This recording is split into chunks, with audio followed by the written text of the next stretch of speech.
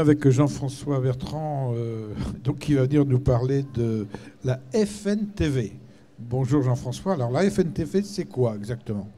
Oui, bonjour. La FNTV, c'est la Fédération nationale des transporteurs voyageurs qui représente l'ensemble des entreprises qui consacrent leur activité au transport public de voyageurs, principalement au transport scolaire, aux lignes régulières et au tourisme. Donc le métier exactement de chauffeur, on peut appeler ça comme ça, c'est quoi exactement? Quelle est la définition de ce métier?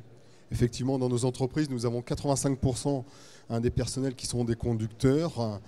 Dans cette catégorie, on dissocie principalement les conducteurs de ligne et de transport scolaire, qui sont souvent des gens à temps partiel, c'est la grande majorité des conducteurs. Et les autres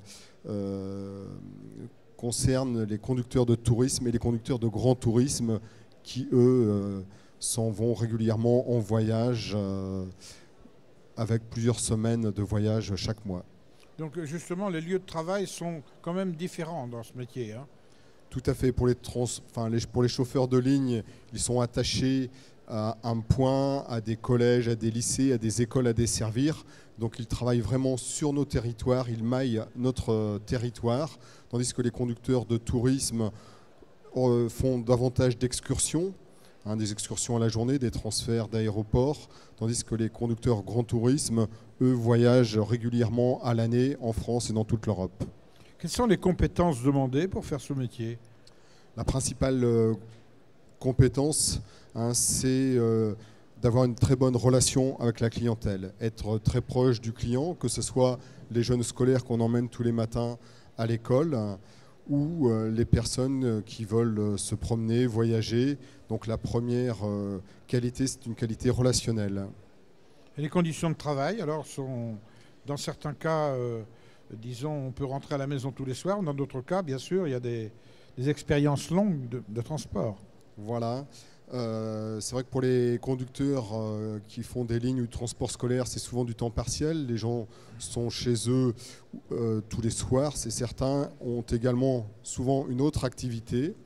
On embauche des personnes qui recherchent une autre activité, si elles en ont déjà une.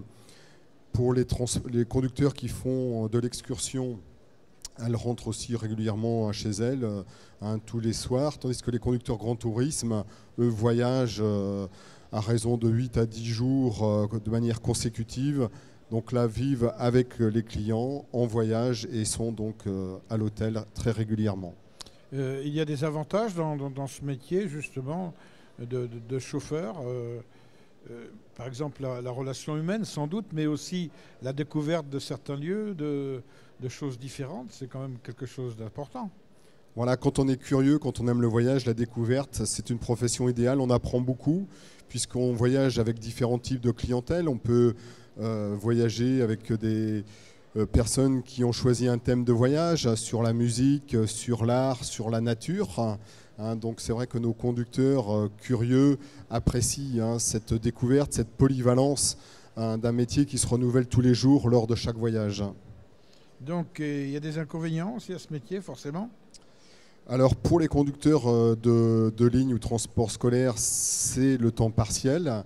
Quand il est choisi, c'est très intéressant. Malheureusement, il est parfois un peu subi, mais on se charge également de trouver des complémentarités. Pour les chauffeurs de grand tourisme, l'inconvénient, c'est effectivement d'être souvent parti. Il faut savoir bien gérer sa vie familiale en contrepartie. Alors, à partir de quel âge peut-on conduire ces bus, disons, et qu'est-ce qu'il faut comme diplôme pour rentrer dans le métier? Aujourd'hui, on peut passer le permis de transport en commun à partir de 21 ans. Ah, c'est 21 ans. Voilà, on n'a pas de formation initiale dans notre filière.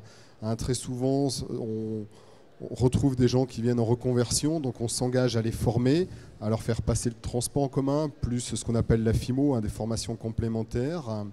Pour le grand tourisme, c'est souvent des gens qui viennent par passion du voyage. Donc on leur demande une bonne culture générale. Ça peut être des jeunes qui ont fait une faculté d'histoire, de géographie, d'histoire de l'art. Là aussi, on les forme à la conduite. Ce qu'on demande avant tout, c'est une très bonne culture générale. Bon, est-ce qu'il y a des emplois actuellement à pourvoir dans le nord de Sèvres ou dans les Deux-Sèvres ou dans le Poitou-Charentes?